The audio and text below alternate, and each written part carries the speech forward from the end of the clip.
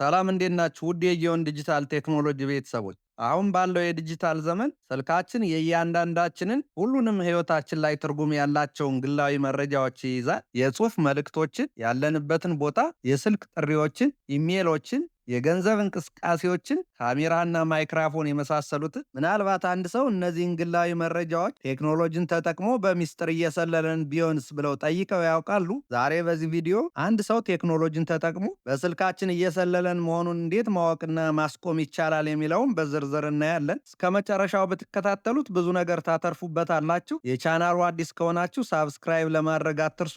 አንድ ሰው ቴክኖሎጂን ተጠቅሞ በስልካችን እየሰለለን ሊሆን እንደሚችል የሚያሳዩ ዋና ዋና ምልክቶችን በዝርዝር ስናይ፣ የመጀመሪያው የጽሁፍ መልእክቶቻችን በሌላ ሰው ክትትል እየተደረገባቸው ሊሆን ይችላል። አንድ ሰው የስለላ መተግበሪያ ወይም ስፓይዌር ካለው ወይም የእኛን የጎግል ዋትሳፕ ወይም ሚሴንጀር አካውንታችንን አክሰስ ማድረግ ከቻለ የተለያዩ የጽሁፍ መልእክቶቻችን ማንበብ ይችላል። እንደዚህ አይነት አጋጣሚዎች ሲፈጠሩ የተለያዩ የማስጠንቀቂያ ምልክቶችን ማለትም ራሳችን ሳንከፍታቸው የተነበቡ ወይም ሪድ ተብለው ምልክት የተደረገባቸው መልእክቶች ይገጥሙናል። የማናቃቸውን መሳሪያዎች ወይም ዲቫይስስ በመልእክት መተግበሪያዎቻችን ላይ ገብተው ልናገኝ እንችላለን። ራሳችን ያልላክነው መልእክት ለጓደኞቻችን ሊደርስ ይችላል። ያልተለመደ የዳታ ሲንክሮናይዜሽን እንቅስቃሴ ሊገጥመን ይችላል። እንዴት ማስቆም ይቻላል ወደሚለው መፍትሄ ስንመጣ፣ መጀመሪያ ጎግል ሚሴጅ አፕ ስልካችን ላይ መጫን ይጠበቅብናል።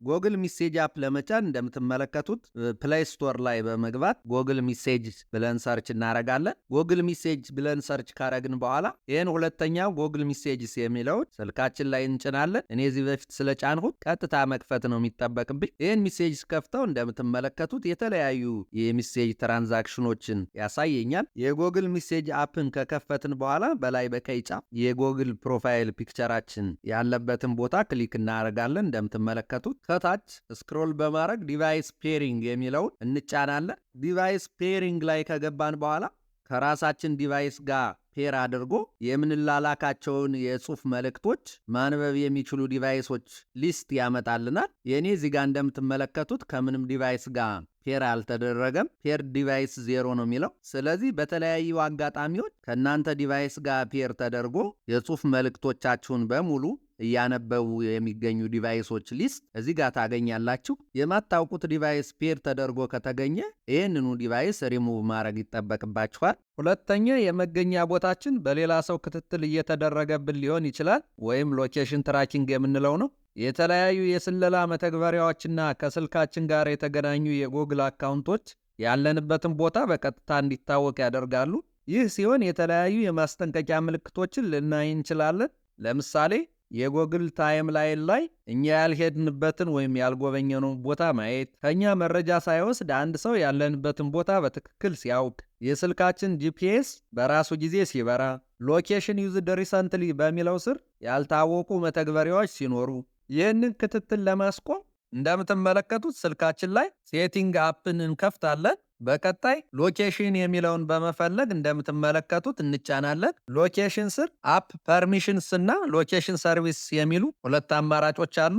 አፕ ፐርሚሽንስ የሚለውን በመጫን ሎኬሽናችን እንዲጠቀሙ የተፈቀደላቸውን መተግበሪያዎች ዝርዝር ማየት እንችላለን። በአጋጣሚ እኛ ሳንፈቅድላቸው ሎኬሽናችንን አክሰስ እያደረጉ ያሉ መተግበሪያዎች ካሉ ወይም አጠራጣሪ ሆኖ ሲገኝ ዴኒ ወይም አሎ ኦንሊ ዋይል ዩዚንግ የሚለውን አማራጭ በመምረጥ ሎኬሽናችንን አክሰስ እንዳያደርጉ ማድረግ እንችላለን። በተጨማሪም ሎኬሽን ሰርቪስ የሚለውን በመጫን እንደምትመለከቱት የተለያዩ አማራጮች ያመጣልናል። በቀጥታ ጎግል ሎኬሽን ሼሪንግ የሚለውን በመጫን ሎኬሽናችንን አክሰስ እንዲያደርግ የተፈቀደለት የሌላ ሰው ጎግል አካውንት ካለ ቼክ ማድረግ እንችላለን። እዚህ ጋር እንደምትመለከቱት የኔ ምንም አይነት የሎኬሽን ሼሪንግ የለኝም። ኖ አክቲቭ ሎኬሽን ሼርስ ፎር ዚስ አካውንት ነው የሚለው። ስለዚህ ሎኬሽናችንን ሼር ያደረግነው ጎግል አካውንት ካለ እዚህ ጋር ማስወጣት እንችላለን። በአጋጣሚ ሼር ተደርጎ እንቅስቃሴያችን ሁሉ ሊከታተል ይችላል ማለት ነው። ሶስተኛ፣ የተደበቁ ዲቫይስ አድሚን መተግበሪያዎች ሊሰልሉን ይችላሉ።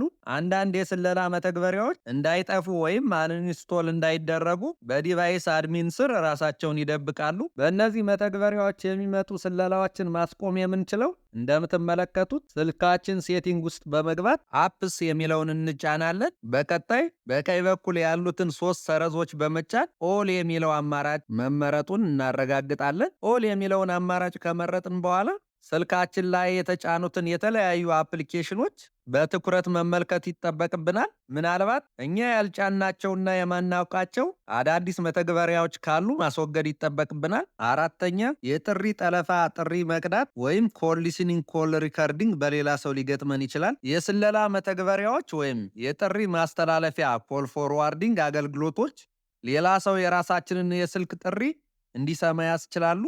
እንደዚህ አይነት የስልክ ጠለፋ ሲኖር የተለያዩ የማስጠንቀቂያ ምልክቶችን እናያለን። የድምፅ ማስተጋባት ወይም የክሊክ ድምፅ፣ ጥሪዎቻችን በድንገት መቋረጥ፣ ሌላ ሰው የራሳችንን የግል ጥሪ መረጃ አስቀድሞ ማወቅ፣ የማናቃቸው የስልክ ቅጂዎች ስልካችን ላይ መገኘት፣ ያለኛ ፍቃድ የጥሪ ማስተላለፊያ ምልክት መብራት የመሳሰሉትን መጥቀስ ይቻላል። የጥሪ መጠለፍን ለማስቆም መጀመሪያ የመደወያ ምልክቱን ወይም ፎን አፕ ስልካችን ላይ እንከፍታለን። እንደምትመለከቱት የመደወያ ምልክቱን ከከፈትን በኋላ ከላይ በቀይ ጫፍ ያሉትን 3 ነጠብጣቦች እንጫናለን። በዚህ ስር ሴቲንግስ የሚለውን አማራጭ በመጫን ወደ ኮል ሴቲንግስ እንገባለን። ከታች ላይ እንደምትመለከቱት ሰፕሊመንታሪ ሰርቪስ የሚል አማራጭ አለ። ሰፕሊመንታሪ ሰርቪስ የሚለውን ክሊክ በማድረግ ወደ ሰፕሊመንታሪ ሰርቪስ አማራጮች እንገባለን። በሰፕሊመንታሪ ሰርቪስ ስር ለምሳሌ ሲም1 ላይ ኮል ፎርዋርዲንግ የሚለውን እንጫናለን። ኮል ፎርዋርዲንግ የሚለውን ከተጫን በኋላ 2 አማራጮች ይመጡልናል። የመጀመሪያው ቮይስ ኮልስ የሚል ነው። ሁለተኛው ቪዲዮ ኮልስ። ቮይስ ኮልስ የሚለውን እንጫናለን። ቮይስ ኮልስ የሚለውን ከመረጥን በኋላ ኦልዌይስ ፎርዋርድ፣ ፎርዋርድ ዌን ቢዚ፣ ፎርዋርድ ዌን አንአንሰርድ፣ ፎርዋርድ ዌን አንሪቼብል የሚሉ የተለያዩ አማራጮች አሉ። የመጀመሪያውን ኦልዌይስ ፎርዋርድ የሚለውን እንደምትመለከቱት ወደ ሌላ ሶስተኛ ወገን ስልክ ጥሬ ፎርዋርድ ተደርጓል። ስለዚህ ይህኛውን አማራጭ በመጫን ይህን የሶስተኛ ወገን ስልክ ቁጥር ሪሙቭ ማድረግ ይጠበቅብኛል። ኦልዌይስ ፎርዋርድ የሚለውን አማራጭ በመምረጥ ወደ ሌላ ስልክ ቁጥር አድሬስ ጥሪያችን ፎርዋርድ የተደረገውን ማስወገድ ይጠበቅብናል። እንደምትመለከቱት ዲሴብል የሚለውን አማራጭ በመምረጥ ፎርዋርድ የተደረገውን የስልክ ጥሪ ማስወገድ እንችላለን። አሁን ሙሉ በሙሉ የስልክ ጥሬ ከሶስተኛ ወገን ነፃ ሆኗል። ስለዚህ ማንም ሰው የስልክ ጥሬን መከታተል አይችልም ማለት ነው። 5ኛ የጂሜል አድራሻችን በሌላ ሰው ክትትል እየተደረገበት ሊሆን ይችላል። አንድ ሰው የራሳችንን ጂሜል በቀላሉ አክሰስ ማድረግ ከቻለ ሁሉንም የኢሜል መልእክቶቻችን ማንበብ፣ የማህበራዊ ሚዲያ ገጾቻችን መጥለፍ ወይም ሪሴት ማድረግ፣ ያለንበትን ቦታ መከታተልና ባለ 2 ደረጃ ማረጋገጫ ኮዶችን ማግኘት ይችላል። ይህም ሲሆን የተለያዩ የማስጠንቀቂያ ምልክቶችን ማለትም ሴኩሪቲ አለርት፣ ኒው ዲቫይስ ሳይኒን የሚል ማስጠንቀቂያ ይላክልናል። ያልከፈትናቸው መልእክቶች የተከፈቱ ተብለው ይታያሉ። የማናቀው ሪከቨሪ ኢሜል ወይም ስልክ ቁጥር ሊጨመር ይችላል።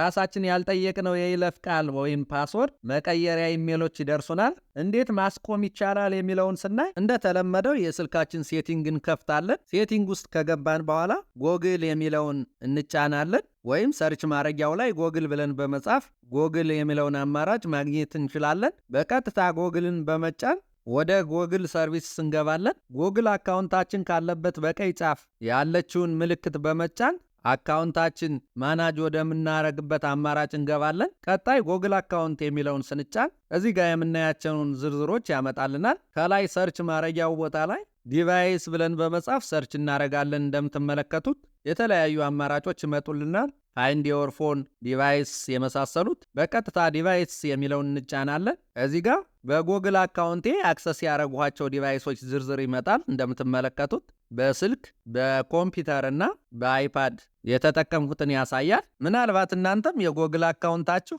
ሎጊን ያደረገባቸውን ዲቫይሶች ዝርዝር ስትመለከቱ አዲስ ዲቫይሶች ካሉ ማስወገድ ይጠበቅባቸዋል። ምክንያቱም በእነዚህ ዲቫይሶች ላይ የጎግል አካውንታችን አክቲቭ ከሆነ ማንኛውንም የጂሜል ሚሴጃችን ሌላ ሶስተኛ ወገን ሊያነበው ይችላል ማለት ነው። እኛ ማናቀው ዲቫይስ ላይ አካውንታችን አክቲቭ ከሆነ እዚህ ጋር እንደምትመለከቱት እኔ ለምሳሌ ከረንትሊ እየተጠቀሙበት ያለን የሞባይል ሞዴል ያሳየኛል፣ የወር ከረንት ሴሽን በሚል። ሌሎች እዚህ ጋር የተዘረዘሩት ዲቫይሶች ከዚህ በፊት በጂሜል አካውንቴ ሎጊን ያደረጉባቸው ናቸው። አዲስ የዲቫይስ ዝርዝር ካለ ሳይን አውት ማድረግ ይጠበቅብናል ማለት ነው። ለምሳሌ እኔ ዊንዶውስ የሚለውን አማራጭ በመጫን ማንነቴን ቬሪፋይ ካረጉ በኋላ ከዚህ ዲቫይስ ላይ በምትመለከቱት መልኩ ሳይን አውት እንዲያረግ ማድረግ እችላለሁ። ሳይን አውት የሚለውን በተን በመጫን በዚህ መልኩ ሌሎች ሰዎች የጂሜል ሜሴጃችን እንዳያነቡ ፕሮቴክት ማድረግ እንችላለን ማለት ነው። አዳዲስ ዲቫይሶች ካሉ ሎጊን ያረግንባቸው በጂሜል አካውንታችን ሳይን አውት ማድረግ ይጠበቅብናል። ስድስተኛ ያልታወቁ መከታተያዎች ወይም አንኖን ትራከርስ እየሰለሉን ሊሆን ይችላል። አንዳንድ ጊዜ አንኖን ትራከር ዲቴክትድ ኒርባይ የሚል መልእክት ወይም የራሳችን ያልሆኑ የብሉቱዝ መሳሪያዎችን ዝርዝር የማስጠንቀቂያ ምልክቶች ልናገኝ እንችላለን። እንደዚህ አይነት ስለላዎችን ለማስቆም በቀጥታ የስልካችን ሴቲንግ እንጫናለን። ሴቲንግ ውስጥ ከገባን በኋላ ሴፍቲ ኤንድ ኢመርጀንሲ የሚለውን እንመርጣለን። ከሚመጡልን አማራጮች ውስጥ የመጨረሻውን አንኖን ትራከር አለርትስ የሚለውን እንጫናለን። በቀጣይ እንደምትመለከቱት ሎኬሽን ሪኩዌርድ የሚል አማራጭ አለ። ሎኬሽን ማብራት ይጠበቅብናል። ተጨማሪ ብሉቱዝም ኦን እንድናደርግ የሚጠይቅ አማራጭ ሊመጣልን ይችላል። ስለዚህ ሎኬሽኑንና ብሉቱዙን ኦን ማድረግ ይጠበቃል ማለት ነው በዚህኛው አማራጭ። ሌላው ጎግል የትራከር አለርት ኖቲፊኬሽን እንዲልክልን አሎ አለርትስ የሚለውን ኦን ማድረግ ይጠበቅብናል። በቀጣይ ስካናው የሚለውን በተን በመጫን የማይታወቁ ትራከርስ ካሉ ዲቴክት ማድረግ እንችላለን። እንደምትመለከቱት ስካን እያደረገ ነው። ኖ ትራከርስ ዲቴክትድ ይላል። ስለዚህ የሚታዩ ትራከርስ ካሉ በሚሰጠን ፊድባክ መሰረት ሪሙቭ ማድረግ ይጠበቅብናል። በዚህ መልኩ የማናቃቸው የተለያዩ ትራከሮች ካሉ ማስቆም እንችላለን። ሰባተኛ የካሜራና ማይክሮፎን ስለላ ሊገጥመን ይችላል። የተለያዩ መተግበሪያዎች በሚስጥር የስልካችንን ካሜራ ወይም ማይክሮፎን በመጠቀም ሊሰልሉን ይችላሉ። በዚህ ምክንያት የተለያዩ የማስጠንቀቂያ ምልክቶችን ልናይ እንችላለን። ምሳሌ መተግበሪያ ሳንጠቀም አረንጓዴ ነጥብ ወይም የካሜራና ማይክ ምልክት ስልካችን ላይ ማየት፣ የማናቃቸውን ፎቶዎች ወይም ቪዲዮዎች በጋላሪ ውስጥ ማግኘት፣ ምንም ስራ ሳንሰራበት የስልካችን መሞቅ ሊያጋጥሙን ይችላሉ። እንደዚህ አይነት ስለላዎችን ለማስቆም እንደተለመደው በቀጥታ የስልካችንን ሴቲንግ እንከፍታለን። ሴቲንግ ውስጥ ከገባን በኋላ ሴኩሪቲ ኤንድ ፕራይቬሲ የሚለውን እንጫናለን። ከሚመጡልን አማራጮች ውስጥ ወደ ታች ስክሮል በማድረግ ፐርሚሽንስ ዩዝድ ኢን ላስት 24 ሃወር የሚለውን በመጫን ወደ 7 ቀን እንቀይረዋለን። እዚህ ጋር የምትመለከቷቸው የተለያዩ አፕሊኬሽኖች ካሜራችንን ወይም ማይክሮፎን ሊጠቀሙ ይችላሉ።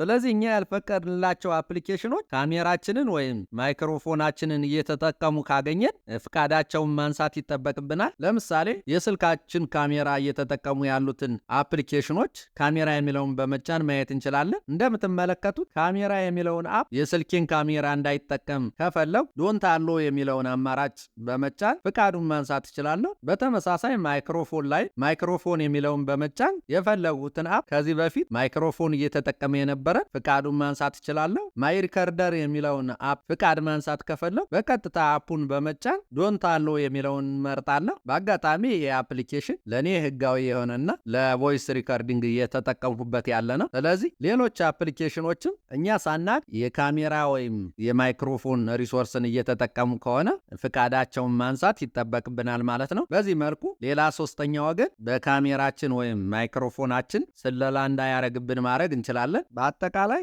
በዚህ ቪዲዮ ውስጥ ያሉትን ሁሉንም አማራጮችና ምክሮች ተግባራዊ ካደረጉ የስልክዎ ደህንነት ከ90% በላይ የተጠበቀ ይሆናል። ድረስ ስለተከታተላችሁ እያመሰገን ቻናሉን ሳብስክራይብ እንድታደርጉ ለማሳሰብ ወዳለሁ።